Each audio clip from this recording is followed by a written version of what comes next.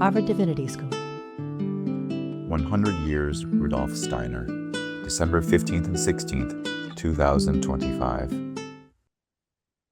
So my name is Gopi, and my background is in a subject that is quite different than what I'm going to talk to you about. I'm a physicist. And the reason for picking this topic is multifold. One, it is something that I can speak of from experience. And two, it's something that I've spent also quite a bit of time trying to bring some of the exact methods of thinking that you're taught in the sciences to a topic like this, which is extremely explosive. And that's the reason for saying we're trying to navigate the question of race, and the method of navigating is what I want to explore with you. Because as it stands right now, it's like navigating that minefield. You try to avoid stepping on it, hope nothing blows up. And if it does, you make a quick retreat. You apologize. Sometimes you get fired, All of these things are part and parcel of our modern day life. So let's dive into it and try to see how some of the methods of thinking that anthroposophy gives us have a role to play in this whole thing. So I want to put two pictures in front of you. On the left, you have one of those old images from British magazines, most likely Punch or one of those.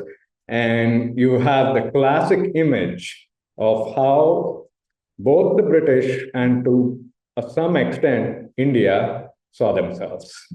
You have the repercussions of this in many ways echoing through the years into present day India as well.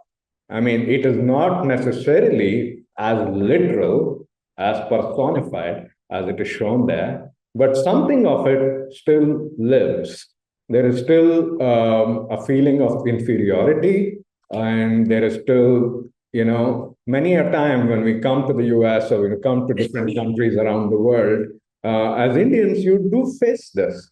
It's a reality. You do face a certain feeling of superiority. And I kind of joke that we suddenly gain an invisibility cloak. You enter a room, sometimes people don't notice that you're there. So these kind of things happen. So how do we go about it? And then from the other side, you have this contrasting picture of Annie Besant and Krishnamurthi. By the way, you pronounce it Murthy. Krishnamurthi was heavily promoted by the Theosophical Society and raised up as Alcyone. I mean, he was supposed to be the next Messiah.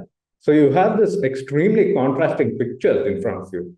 And now the question is, how do we relate these two? Because if we stay with it, we can think about it, we can feel angry or not angry about it, we can feel, depending on your point of view, or we can say, you know what, that's just the past and forget about it. But is there a way to navigate it? So now there are two people who really tried to navigate this the best they could. And the one on the left is Tagore, and the one on the right is Mahatma Gandhi. Now, both of these individuals were thrown right in the middle of the flux between Britain and India. And they were kind of extraordinary from both points of view. Even the people internationally recognized both these individuals, and locally as well, they were much loved. But their approach was quite different. Gandhi's approach was with masses of people, huge sections of Indian society. He also targeted our own internal contradictions with regard to the question of race. We also had our own little racial system with the four castes. And he was one who went straight into the bathroom and started cleaning it, violating every single rule of the division of the Varnas in ancient India. Whereas Tagore came to it completely from the other direction. He was an internationalist. He was somebody who not only rejuvenated their own local language, but introduced a lot of international spirit into what he was trying to do. So he was more outward facing in that sense. He wrote about nations. He wrote about all the different cultures. He wrote about Japan. He wrote about Britain, of course. And he was somebody who yearned after cosmopolitanism. He reached it to a certain level. Gandhi's face was more turned inwards to the Indian nation. So, in the midst of all this hubbub between the two races, you have individualities coming up. And so then the question is, how do you handle individuality in the midst of the question of race? And that is what we are going to tackle. So, if we want to do that, first, we have the extremely difficult business of defining race. And right here is the threshold for academia, because this is where everybody struggles, stumbles, and many times dissolves the arguments. So what's happening here? It's extremely hard. You get every shade of color. If we are really talking about skin color, you get every shade of color in human society. You get every variation in skull shapes, if you want to go the old way, you get every single differentiation present. And it is quite hard to say where one stops and where the other begins. So when you have this kind of situation, then people usually resort to statistics. Somehow it is still acceptable to talk about having indigenous American heritage or an African heritage or an Asian heritage, because the problem is sanitized a little bit and pushed only into the domain of biology. It's easier to handle. You can deal with it with DNA and stuff. So that's a more, acceptable thing today. So everybody does this. Everybody has, I can find out so many people who have gone into 23andMe and got their genetic test and been very surprised that they're 0.1% black. And these kind of things happens often. But what is the underlying issue? The underlying issue is that the way we define things is challenged by race. And it is challenged not just by race, but it is also challenged with regard to the living world.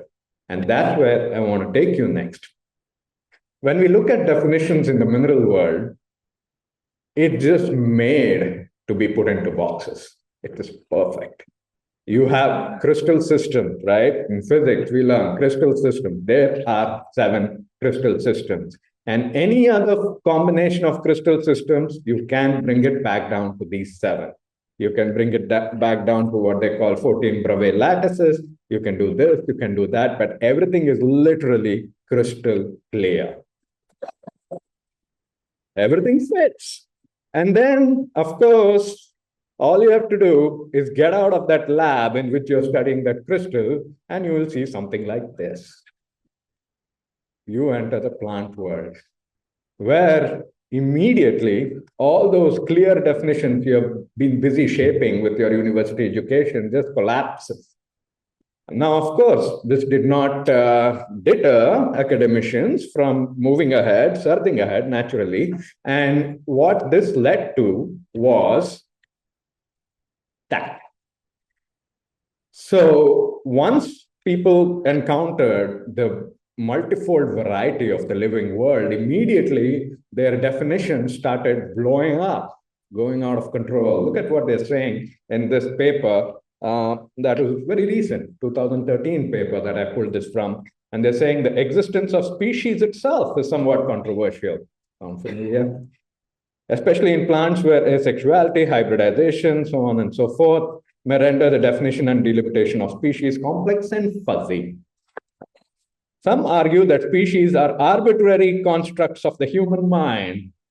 Sound familiar? While others claim that they are objective, discrete entities. So you have the struggle, obviously, and the species numbers go up like crazy, 352,000, 390,000, 420,000. And you have diagrams like this back from the time of Linnaeus in botany, moving on and on ahead. So this is what happens when you bring your crystallized thinking into the living world. You suddenly have an endless copies of this crystallized labels and you struggle. Why? And the reason is we have not upgraded our thought in order to get to this point. And that's where we are looking at Goethe. Goethe was one who was able to introduce metamorphosis, a true metamorphosis. And what did he do? He actually upgraded his way of observing things and way of coming to concepts so that the concept became alive. So suddenly, from this vast majority, thousands and thousands of species, you have what he's saying. The archetypal plant is the most wonderful creation. One can invent plants ad infinitum. There you go. He already did it infinity. So that is how you then go into the plant world, because now even your categories of flower and leaf and everything, they start morphing and changing. And of course, those who are well versed with Goethean science know this. So when you take a look at this, you see that you have to be able to upgrade your capacity. You have to accelerate it. You have to amp it up. You have to level it up. And the same process then continues into aesthetics. Goethe, Steiner called him the father of aesthetics. And why? Because he brought something to this world, which once again, in today's world, we think of aesthetics mostly as subjective, nothing objective about it. Beauty is in the eye of the beholder and what have you. Everything is very relational, which is correct in one perspective, because it is not easy to reduce this variety into something concrete. But Goethe did that. And nearly 200 years ago, he created this color circle out of the entirety of the color world. Now you can think, if you mistake what Goethe is doing and try to apply your definition, you might think he is creating labels for colors. You might think he's using the same crystal definitions, but in reality, he's not. He's actually upgraded it. And most recent research by physicists, and this is even more recent, I think 2015, and they also agree with him that there are 6 distinct colors out of which you can create the infinite variety of colors. And they came to it mathematically. So you have a kind of, increase in the aesthetics. And right here in this place in Harvard Divinity School, approximately 200 years ago, once again, you had Ralph Waldo Emerson talking about objectivity, not only of aesthetics, but of morals. And he was underlining this. He was saying, the intuition of the moral sentiment is an insight of the perfection of the laws of the soul, not mineral laws, laws of the soul. And these laws execute themselves. And then he obviously says that, he rebelled against the authority of the church, which was kind of pressing down upon America of the time. And of course, he became extremely unpopular the moment he did that. And then he says, I look for the new teacher. In a sense, he is seeking a body of knowledge and a teacher who can teach this. And that is what we are now coming to. Now, when we come to moral distinction, there is always a hierarchy. Now, you cannot say anything about this topic without taking into account that there is always a hierarchy. This was the old one, the light-colored races, the dark-colored races. But now we have replaced it with this hierarchy, anti-racism and racism. Now, what happens in this case? We are still stuck trying to push a label onto something very dynamic. So what happens is the racist or the knowledge of race goes crushed into the subconscious, doesn't get really processed because there is no concepts for it, and kind of bubbles underneath. And it's only with modern stand-up comedy that you get a release from the racism side onto the anti-racism side, because you have stand-up comedians talking about black people, white people, brown people all over the place, and nobody throws them out. Why? Because you're treating it lightly. You're not, giving it a huge moral weight. But the problem is this is not tenable because you still don't have the right concepts for it. So the hierarchy can be made more objective without making it straitjacket. So what I'm doing is I'm putting numbers to it, right? Simple numbers. I'll say superior, inferior, that was the old stuff. And there were obviously people in the middle who said, I don't care either way. And now you also have, of course, the same thing which I just told you about. You can have this. I mean, this is the current day. But this hierarchy, if you put it that way, the center is usually called colorblind. I don't really see color. I don't care about color. But in all of this, you're seeing humanity struggle with the difficult problem of handling how race should be seen. So, and how the morals about race should be seen. So you can see, obviously, you cannot get stuck in either of these corners, because what happens is you're stuck in the straitjacket of the crystal label. How do you get out of it? In mathematics, there is a concept called the number I, which is extremely explosive concept, because when this idea of the small I, not the capital, this I was, struggled with in mathematics, and then they finally got tired of it, and they said, we'll just use it, it's useful. And then they threw it in the lap of the physicists, and the physicists recoiled in horror and wondered what in the world had just happened, because this number gives rise to quantum mechanics.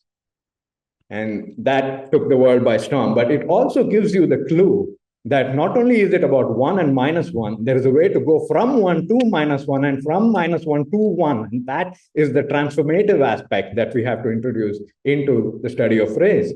You can go where the individual overcoming the race, or the race overcoming the individual. These are movements, not categories, not static labels. That's where you want to go. You have to be able to understand things from this level. And once you do that, the human level becomes a little clearer. What is normally applied to groups and what is applied to one individual human being, you start parsing it out. For example, when you're looking at just the human morals, everyone knows that you can't simply put the human morals on animals. You cannot jail a lion because it just ate a jackal or ate a deer. That is not how it works. You cannot impose one level on the other. All of us understand that, no problem. But here is where we all have a difficulty. The same rule holds for groups of people as well. Morality works individual to individual. Morality is always personal responsibility. It has to do with the individual. When we personify an entire race, or when we personify and anthropomorphize animals, we are creating aberrations. Our conceptualization is suffering. So this is where we have to understand how things can go one way or another. There is also another aberration possible. If you completely remove the human aspect of humans, then you end up with Darwinism, because then you think of human beings as animals. Or you can also push the individuality straight into the national group or the racial group or any other group for that matter, and then your identity gets pushed into a group, which is another problem. The identity, the individuality, once again suffers because of this issue. And so I'm going to give you an analog in mathematics of what we are trying to do with this whole topic. I'll lead you through that quickly. So obviously, you had 0, 1, infinity. These are numbers that mankind has struggled with for a long time. Around comes 17th century, and everybody had to deal with negative numbers in mathematics. And that threw, of course, people for a loop. They had no idea how to handle it. What do you mean -1? Is it backwards? How do you deal with it? If you go and look up the archives, you'll see the tussles there. And then, of course, you have imaginary, and then on and on and on. Each one builds on the previous, but each one challenges the mind to think of it completely differently. And then, of course, this objective thread is called matrices. And then when you have the same thing in entire fields, you have arithmetic, geometry, algebra, complex algebra. These are ways in which you have to upgrade mathematics in order to fit the reality of the subject. Now, this is our difficulty. We are dealing with definitions, and we must be able to go into the life-filled concept of the archetype. Then you need to be able to go into the ensouled objective realm of aesthetics and morals. And then you have to be able to go into the individualized objective world of karma and reincarnation. And then, and only then, when due value has been given to the individual, can you even go into discussions of race and groups and languages and so on and so forth. Now, this is difficult. So it is much easier to kind of slide downwards. And this is what happens when you slide downwards. You already saw the statistics and stereotypes that kick in once you try to label things when they can't be fit into a box in the living world. And then, of course, once you try to do that in the soul world, there's your fuel for that mine. This is where prejudices are created. This is where things are squished into that tiny volume which don't fit there. And that's what creates the explosions, dogmatic beliefs. And that is why a lot of anthroposophy is still seen in terms of belief. It's easier. It's much easier to deal with anthroposophy as a belief, because then you don't have to struggle through so many layers of objectivity and practices. And of course, Darwinism kicks in once you deal with the human being. It can lead to enslavement, and this is what has happened historically. Social Darwinism, obviously, is the final blow in this whole thing. So whenever we speak about race, what we are actually trying to do is get up that ladder. What instead happens is there are several currents that is going down the ladder because it's the easiest. And it's true for all. It doesn't matter inside, outside anthroposophy. It's not a tribe. It's not a group. We are trying to deal with individuals. So the whole attitude should be jump in and swim, learn how to swim. Steiner was somebody who began to swim upstream, and he started, teaching people how to do that. Of course, you can stay on the bank and take photographs. You can take detailed photographs and spend enormous amount of time behind it. And when the guy says, hey, come on, jump in, you say, oh, no. I want to do it in a ethic way, not an emic way I need to do it as an outsider. I need to be objective. That's the policy that's kicking in. We have to be able to jump in and swim. And it's much easier to do that.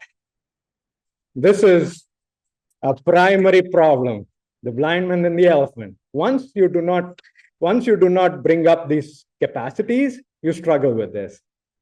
This is what we always see. Oh, it's this. Oh, it's a cult. Oh, it's pseudoscience. It's conspiracy theory. And you see these labels flung all over the place. And of course, it's a new age mixture of all the old stuff, And the same problem occurs even with Rudolf Steiner. Who's Rudolf Steiner? Oh, well, he's a pseudoscientist. He's a mystic. He's a philosopher. He's a racist chauvinist. He's a conspiracy theorist, a guru, God forbid, and worst of all, a plagiarist.